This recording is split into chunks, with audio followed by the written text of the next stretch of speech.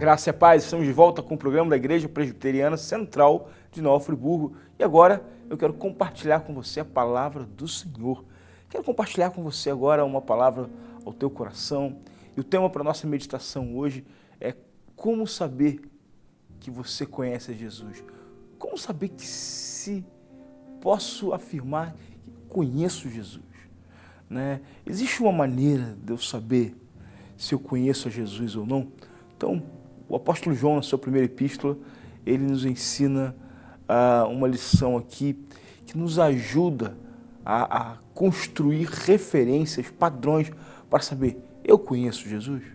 Então, confira comigo agora a leitura da palavra do Senhor, na sua telinha vai aparecer aí, leia com atenção e perceba que nós temos algumas coisas aqui para falar sobre isso, ok? Vamos lá? Ora, sabemos que o temos conhecido por isto, se guardamos os seus mandamentos. Aquele que diz, eu o conheço e não guarda os seus mandamentos, é mentiroso, e nele não está a verdade. Aquele, entretanto, que guarda a sua palavra, nele verdadeiramente tem sido aperfeiçoado o amor de Deus. Nisto sabemos que estamos nele. Aquele que diz que permanece nele, esse deve também andar assim como ele andou. Muito bem. Você conhece Jesus? Eu vejo muitas pessoas hoje se dizendo evangélicas, dizendo terem se tornado cristãos, se converteram, entregaram sua vida para Jesus. Mas quando você faz uma análise do seu comportamento, da sua história de vida, da sua iniciativa frente aos problemas, parece que ele não conhece bem ao Senhor Jesus. Hoje eu quero olhar para a Epístola de João e ver o contraste que ele oferece, a referência que ele oferece e que nos ajuda sim a olhar para a realidade e ver que ser cristão, ser um seguidor de Jesus depende de alguns pontos, depende de algumas referências, né?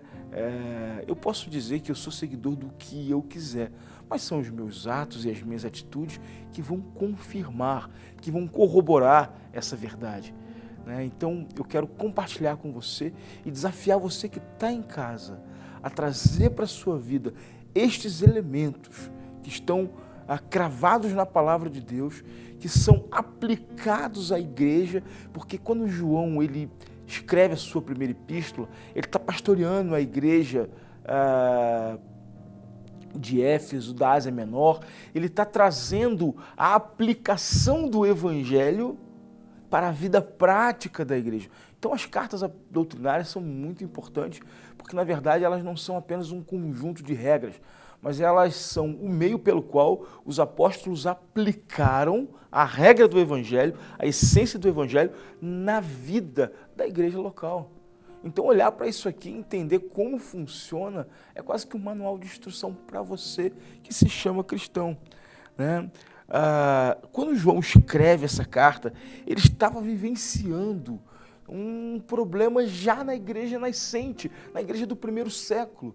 Haviam se levantado na igreja do primeiro século falsos profetas, pessoas pregando um evangelho diferente, pessoas pregando um evangelho cheio de inserções, um evangelho cheio de alterações, um evangelho cheio de coisas estranhas ao evangelho pregado pelo Senhor Jesus.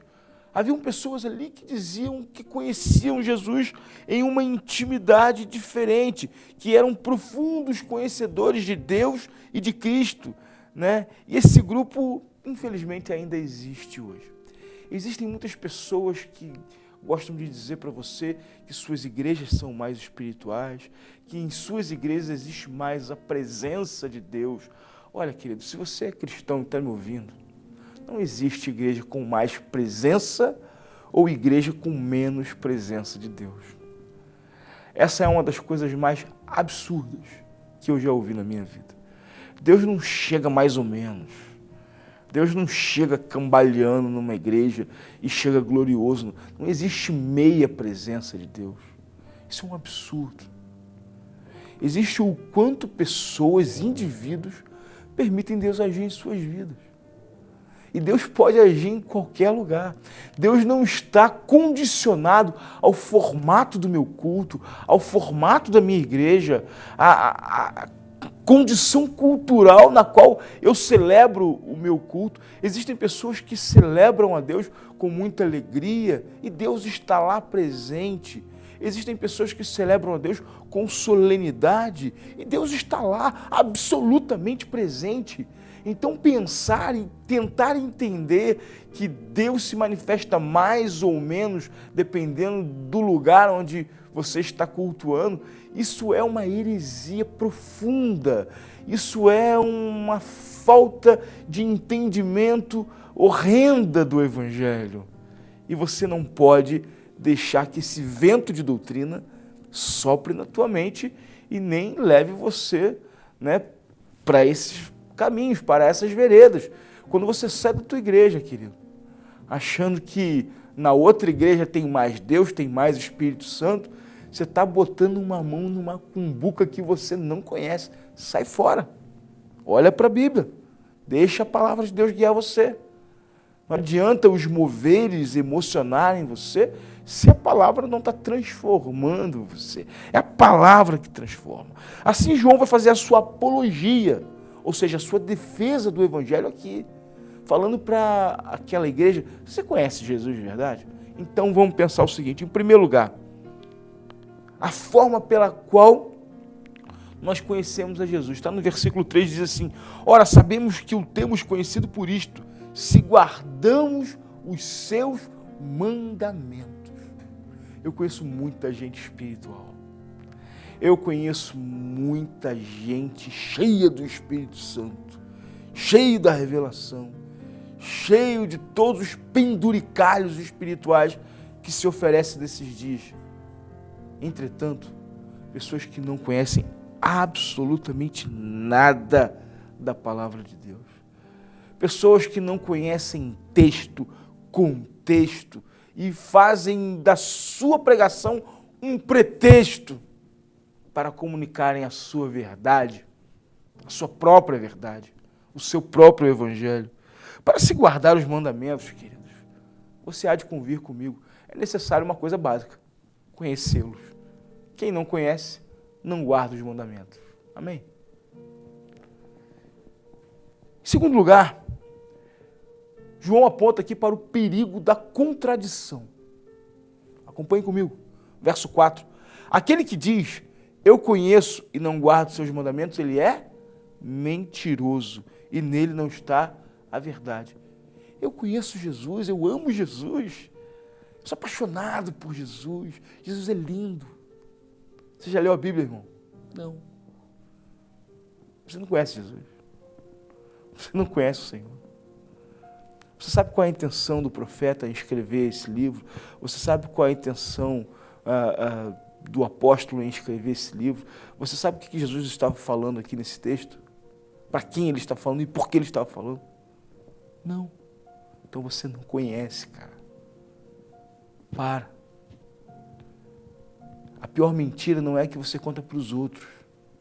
A pior mentira é que você conta para você mesmo. Se você não conhece a palavra, se você não conhece a revelação da vontade de Deus, você não conhece. Jesus não se relaciona com você como um amiguinho, como um coleguinha. Jesus não é o seu anjinho da guarda, que você fala para ele, Jesus, eu te amo, eu amo você. E cuida de mim, vai na minha frente, abre o meu caminho. Me protege do mal. Evidentemente que ele faz isso. Evidentemente que o Senhor cuida de você, apesar da sua ignorância. Mas você só vai conhecê-lo à medida que você conhecer a palavra de Deus. Enquanto você não se der ao conhecimento da palavra de Deus, você não o conhecerá. Isso é palavra de Deus para a sua vida. Mais uma vez, a necessidade da coerência que João trabalha. A coerência entre o que você diz e o que você faz. Aquele que não conhece o mandamento, não guarda o mandamento. Quem não guarda o mandamento não conhece a Cristo. Mais uma vez, a lógica impera. Essa contradição pode ser inconsciente. Ou seja, cometido por pessoas que inconscientemente acham que conhecem Cristo. De repente você está me ouvindo aí. Você está fazendo parte de uma igreja, você vai no culto, você canta, você levanta a sua mão, você sente o arrepio do Espírito Santo, como algumas pessoas gostam de dizer. Cara, mas você não vai no estudo bíblico. Você não vai na escola bíblica dominical. Você não abre a sua Bíblia durante a semana. Você fica só de visão, só de revelação, só comendo capim. Cara, João está sendo profundamente enfático ao dizer, se não conhece o mandamento, se não conhece a palavra, não conhece o Senhor da palavra. Em terceiro lugar, o perfil de quem conhece a Cristo. Qual é o perfil de quem conhece a Cristo? Como é que vive uma pessoa que conhece a Cristo? Verso 5 aqui do texto de 1 João. Aquele, entretanto, que guarda a sua palavra, nele verdadeiramente tem sido aperfeiçoado no amor de Deus. Olha, o texto aqui diz que você está sendo aperfeiçoado, não diz que você é perfeito. Não existe nenhuma pessoa perfeita nesse mundo, não existe nenhuma pessoa sem danos a cometer, não existe nenhuma pessoa sem problemas para tratar, não existe nenhuma pessoa sem pecados para serem perdoados.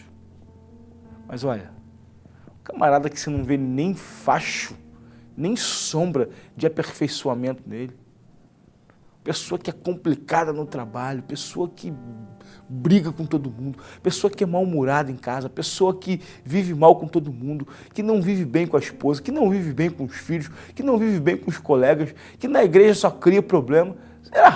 Será que essa pessoa tem sido aperfeiçoada em Cristo? Será que essa pessoa conheceu a palavra? Será que essa pessoa ela realmente está vivendo isso? O conhecimento de Deus consiste num processo. Provérbios vai dizer que a vereda do justo é como a luz da aurora, vai brilhando até esse dia perfeito. Mas tem crente aí nos dias de hoje que parece que só vai escurecendo, daqui a pouco vira meia-noite. Só piora. Tem gente que sai do culto e já brigando com o filho, com a mulher. Tá doido, rapaz. Tem que dar uma calibrada aí. Tem que repensar aí, gente boa, o que está acontecendo na sua vida. E por fim, a prova final do conhecimento de Cristo. Verso 6 diz assim: nisto sabemos que estamos nele. Aquele que diz que permanece nele, esse deve andar assim como ele andou. Não apenas agora ter alguma coisa melhorado na sua vida, mas ter Jesus como uma referência na sua vida. O conhecimento de Cristo exige de nós uma demonstração não apenas teórica, mas na prática. A nossa prática de vida precisa refletir Cristo. Caso contrário, nós não o conhecemos. E uma das melhores maneiras de você refletir Cristo na sua vida, evidentemente você não vai fazer milagre, evidentemente você não vai fazer uma série de coisas que Cristo fez, evidentemente você não vai agir como Jesus agiu, mas em essência o que você pode fazer é demonstrar amor. Foi o que ele fez de melhor. E conceder perdão. Foi o que ele fez de melhor. Não julgar o seu próximo, amando e perdoando o seu próximo. Meu querido, se você quer uma dica de como seguir a Jesus, faça isso. O perdão e o amor são os primeiros passos para você tentar parecer com Jesus. Se a tua fala não revela julgamento, se a tua fala não revela acusação, se a tua fala não revela ressentimento, mas se a tua fala revela amor verdadeiro, sincero, mesmo que às vezes seja confrontando, mesmo que às vezes seja falando a verdade, porque o amor ele permanece, ele sobrevive na verdade. Quando você faz isso, quando você fala isso, quando você vive isso, e quando você perdoa o teu próximo, você se parece com Jesus, querido. É porque você conhece Jesus. E você? Conhece Jesus? Pensa isso, reflita sobre isso e seja alguém parecido com Jesus. Olha, que Deus te abençoe.